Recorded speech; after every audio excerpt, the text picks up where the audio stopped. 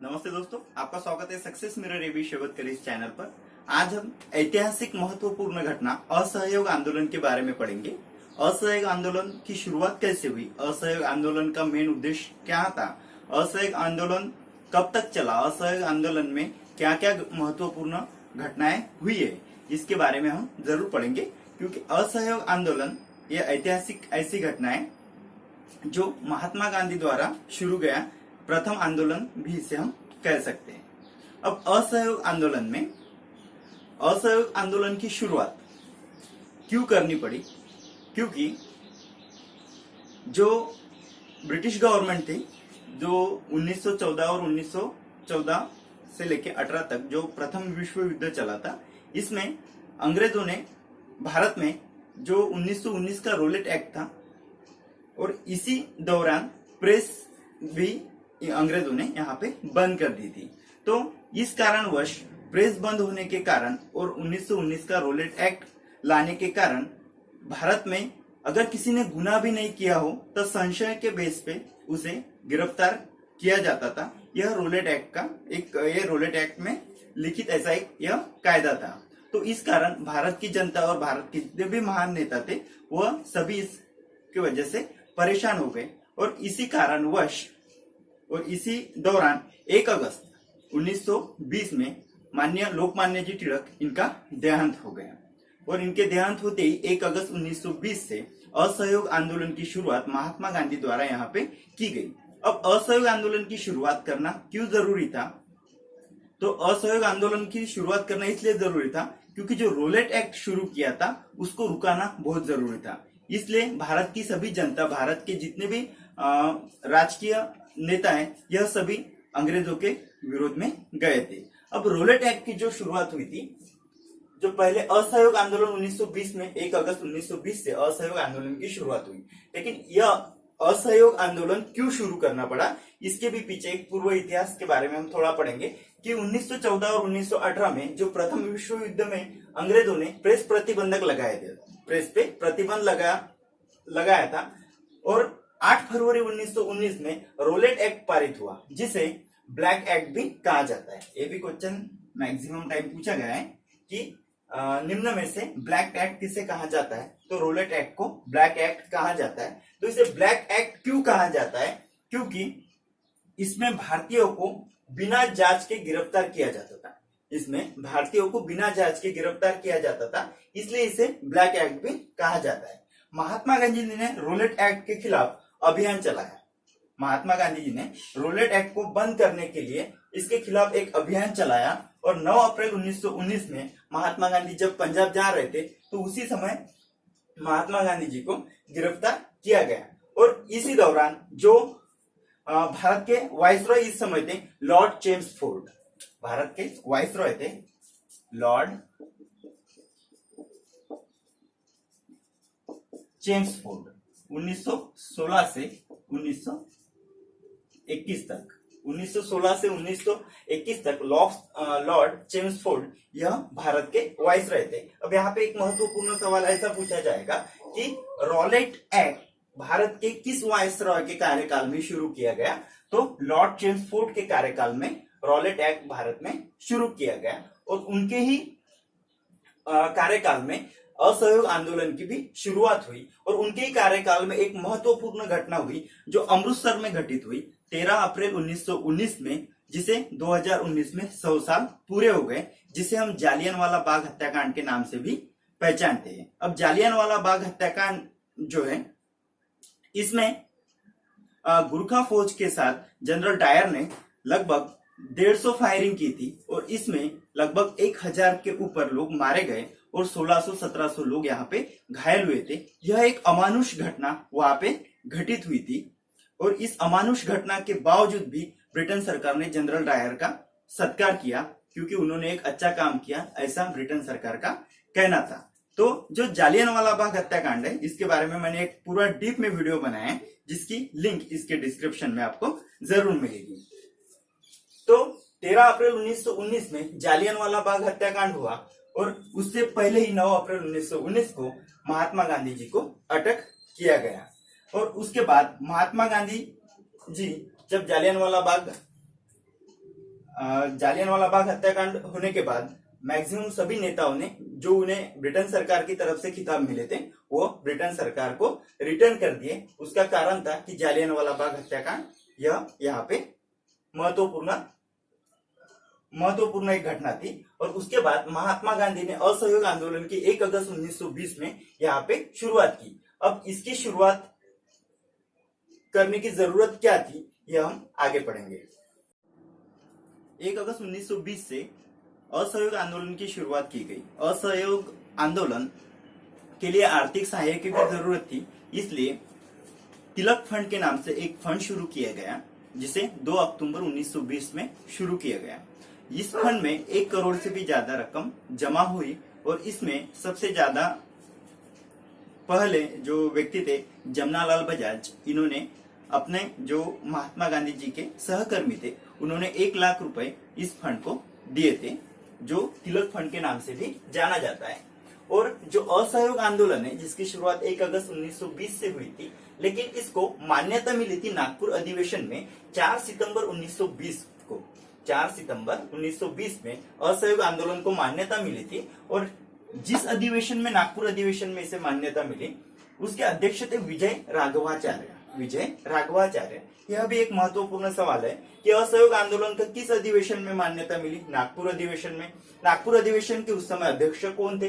विजय राघवाचार्य उस समय यहाँ पे अध्यक्ष थे। और उसी समय यहाँ पे भारत के वाइसरॉय कौन थे? तो लॉर्ड चेम्सफोर्ड यह भारत के वाइसरॉय थे। असहयोग आंदोलन लॉर्ड चेम्सफोर्ड के कार्यकाल में शुरू हुआ और लॉर्ड रीडिंग के कार्यकाल में असहयोग आंदोलन समाप्त हुआ।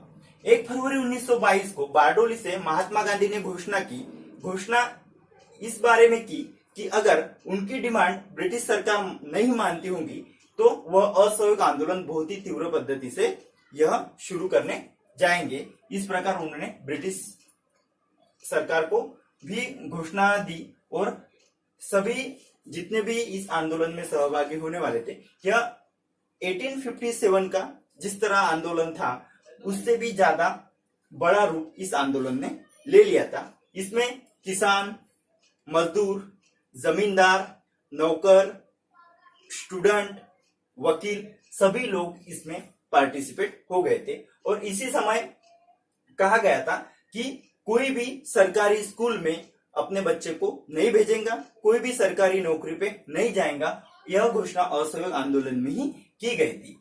लेकिन उसके बाद 5 फरवरी 1922 में चौरी चौरा हत्याकांड हुआ गोरखपुर में। चौरी चौरा जो गोरखपुर यूपी का एक गांव है, वहां पे 5 फरवरी 1922 में चौरी चौरा हत्याकांड हुआ। इस हत्याकांड में वहां के एक किसान समूह ने एक पुलिस चौकी जला दी जिसमें 21 पुलिसकर्मी मारे गए, जिसमें 21-20 पुलिस सैनिक और एक सब इंस्पेक्टर, ऐसे 21 पुलिसकर्मी इस चौरी चौरी हत्याकांड में जल के खाक हो गए। और इस कारण इस 5 फरवरी 1922 के चौरी चौरा हत्याकांड के कारण ही असहयोग आंदोलन यहाँ पे बंद किया गया। असहयोग आंदोलन यहाँ पे बंद किया गया। और 12 फरवरी गांधी जी ने फिर एक घोषणा की कि आंदोलन, एक तरफी घोषणा की। उन्होंने किसी भी व्यक्ति को यहाँ पे डिसीजन में नहीं लिया और उन्होंने एक तरफी घोषणा की कि आंदोलन यहाँ से बंद हो जाएगा, क्योंकि जो अमानुष घटना हमारे असहयोग आंदोलन के द्वारा हुई और जो असहयोग आंदोलन में सहभागी किसान थे उनके द्वारा यह घटना हुई, इसी कारण 12 फरवरी को महात्मा गांधी ने घोषणा करके असहयोग आंदोलन यहाँ पे बंद कर दिया। लेकिन यह बंद करने की जरूरत नहीं थी, क्योंकि इसके अपोज अगर हम सोचेंगे तो 13 अप्रैल 1919 में जालियनवाला बाग हत्याकांड हुआ था, जहां पे अमानुष पद्धति से जनरल डायर ने लगभग 1000 लोगों को गोलियों से मार दिया था। तो उस कारणवश यह घटना बहुत छोटी थी, लेकिन महात्मा गांधी जी का कहना था कि क्योंकि वो असहयोग अहिंसा के आंदोलन पे भारत को स्वतंत्र दिलाना चाहते थे, इसी कारण उन्होंने यह आंदोलन, असहयोग आंदोलन चौरी चौरा हत्याकांड की घटना से बंद कर दिया। यहाँ पे एक महत्वपूर्ण सवाल ऐसा भी पूछा जाता है कि असहयोग आंदोलन किस घटना से बंद हुआ? तो 1922 के चौरी चौरा हत्याकांड से बंद किया गया असहयोग आंदोलन। लाहौर में नेशनल कॉलेज की स्थापना लाला लाजपत राय ने की। यह कॉलेज की स्थापना लाला लाजपत राय ने इसलिए की क्योंकि जो असहयोग आंदोलन में जो स्टूडेंट लोग सहभागी थे उनको उनके पढ़ाई में दिक्कत ना हो, इसी कारण लाला लाजपत राय ने लाहौर में नेशनल कॉलेज की स्थापना की थी असहयोग आंदोलन के दौरान। और तिलक फंड 2 अक्टूबर 1920 से चालू हुआ था।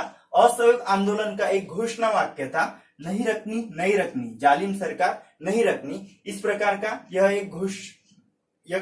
एक घोषणा वाक्य असहयोग आंदोलन के दौरान मैक्सिमम टाइम पुकारा जाता था, बोला जाता था कि नहीं रखनी नहीं रखनी, जालिम सरकार नहीं रखनी। इस प्रकार का यह असहयोग आंदोलन में बोला जाने वाला एक घोष वाक्य था। 1921 में प्रिंस ऑफ वेल्स 1921 में प्रिंस ऑफ वेल्स भारत आए थे। 1921 में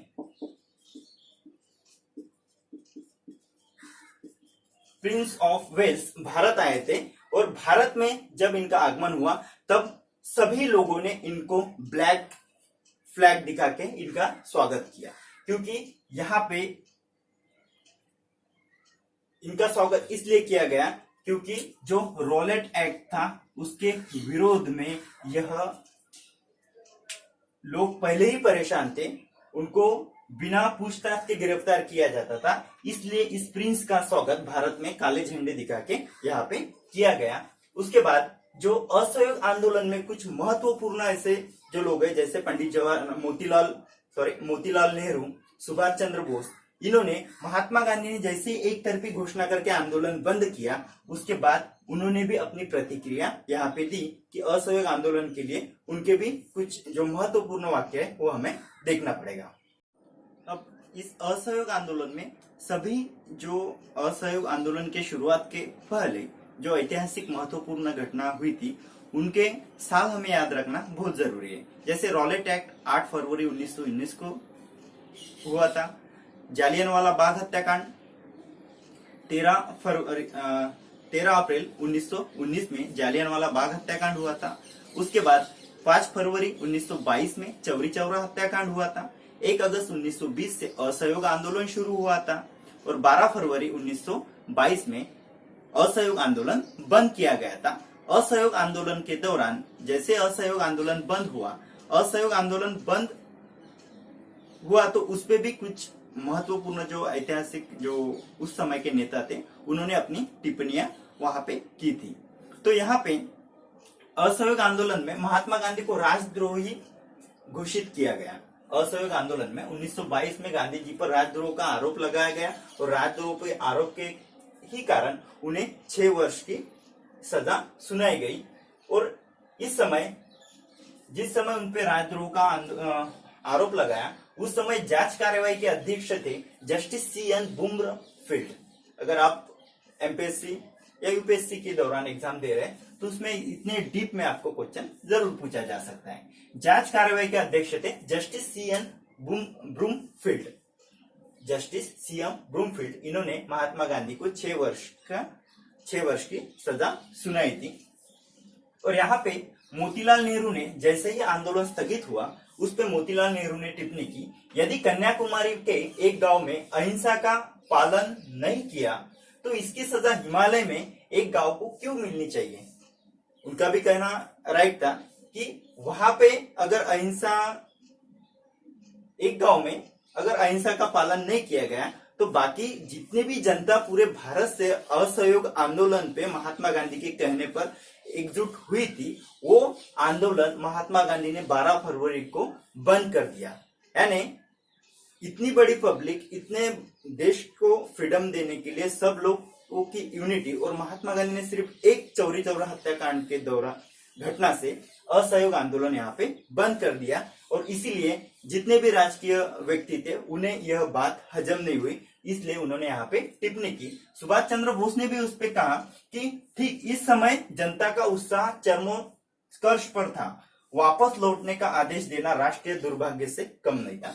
राइट है, क्योंकि इतने बड़े पैमाने पे सरकारी स्कूल बंद, सरकारी ऑफिस बंद, सभी बंद, कॉलेजेस बंद, सब किसान, सब जमींदार, सब जितने भी उस समय कार्यरत भारत में पूरी जनता असहयोग आंदोलन के लिए एकजुट हुई थी और वो असहयोग आंदोलन ही यहाँ पे बंद किया गया। तो इसमें जो महत्वपूर्ण जो सवाल है यहाँ पे इसी प्रकार आपको पूछा जा सकता है कि महात्मा गांधी पे